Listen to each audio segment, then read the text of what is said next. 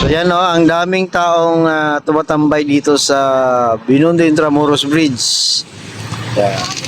So pansamantala, dito muna habang sarado pa ang Pasig River Esplanade. Yan, kadalasan mga estudyante at yung iba naman, no, mga taga dito lang nagtatrabaho, siguro pauwi na and then mag muna dito, magmuni-muni. So yan o.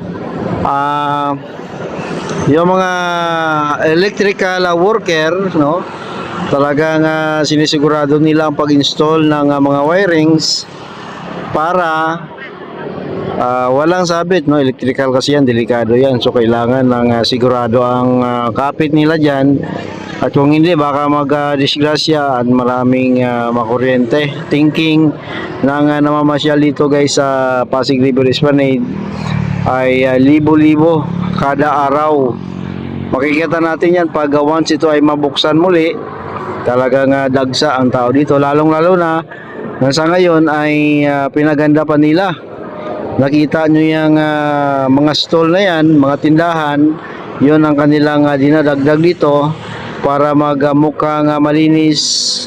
Malinis talaga, hindi lang mukha. And then maayos tingnan sa mga namamasyal. Ito kasi nga Pasig River Esplanade ay naging tourist spots na rin dito sa Maynila.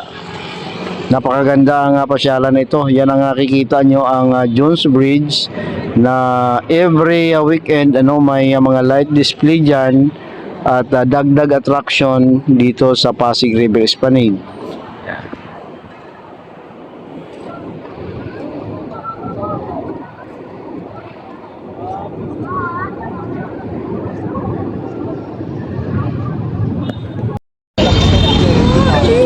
So, gabi na guys, tumambay kanina, napansin nyo sa isang part ng aking video ay maaga pa. Sadyang nagpagabi ako para makita ang view ng gabi dito sa Pasig River Esplanade.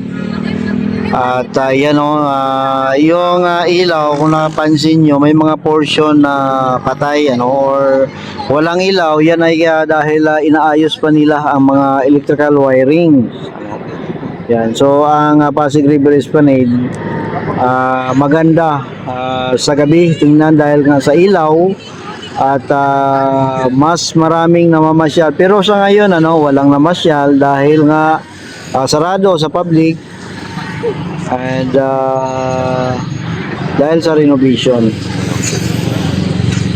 So yan ang view ng Pasig River Esplanade pag gabi. Ang ganda ng ilaw niya, no?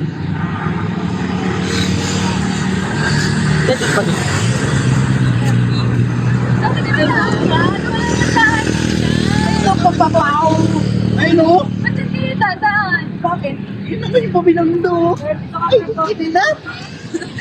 Ito ko malapit eh. Pero dadaan ka din doon. Hindi. Babag. Dito ako sa bilang ng ano. Ayun mo. Pag ganun na. Wala. Oo, di mo alam. Di ka sagad dito tara. Oh my God. Pabilang do.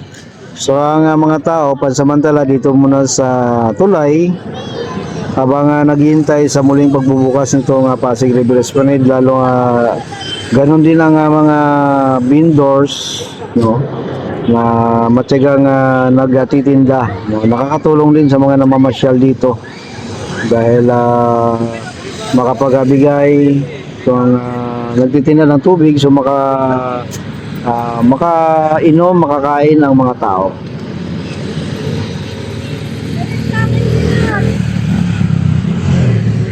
At ang Jones Bridge, no, kada weekend may light display dyan.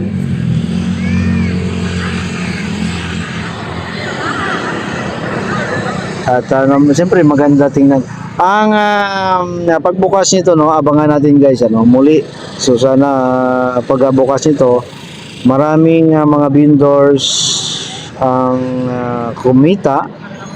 At I'm sure naman ang mga namamasyal ay matuwa, no, sa muling pagbubukas nitong Pasig River Esplanade, na isa sa kilalang Marcos Legacy na pasyalan dito sa Maynila. Yan guys, salamat po.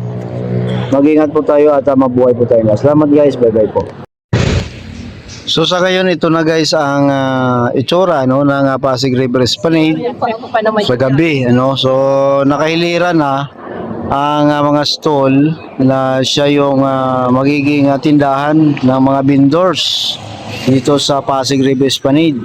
May nakita din tayo mga staff, no, baka foreman, engineers, no, at iba pang mga tauhan, ano, ng Pasig River Esplanade, no, nagmi-meeting, and kitang-kita ang kagandahan, ano, ng pasyalan na ito. So hopefully no guys, maybe mga ilang araw na lang magbubukas na itong bahagi na ito ng Pasig River Esplanade at makapamasyal na ang mga libo-libong tao na sabik na makapamasyal muli dito sa Pasig River Esplanade at matikman na muli ang mga pagkain dyan na masasarap.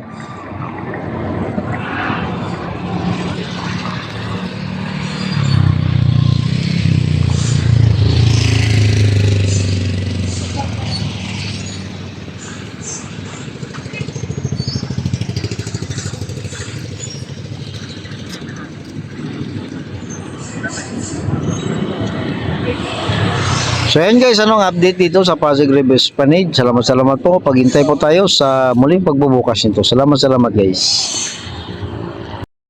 Habang sarado pa ang Pasig River Esplanade, ang mga tao ay dito muna namamasyal sa tulay ng Binondo Intramuros Bridge. Nakikita natin ang mga electrical wiring ay inaayos na.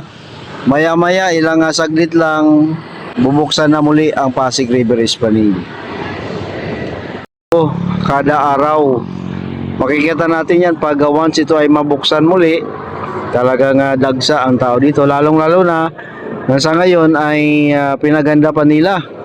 Nakita nyo yung mga stall na yan, mga tindahan, yun ang kanilang dinadagdag dito para magmukhang malinis. Malinis talaga, hindi lang muka, and then maayos tingnan sa mga namamasyal. Ito kasi nga Pasig River Esplanade ay naging tourist spots na rin dito sa Maynila.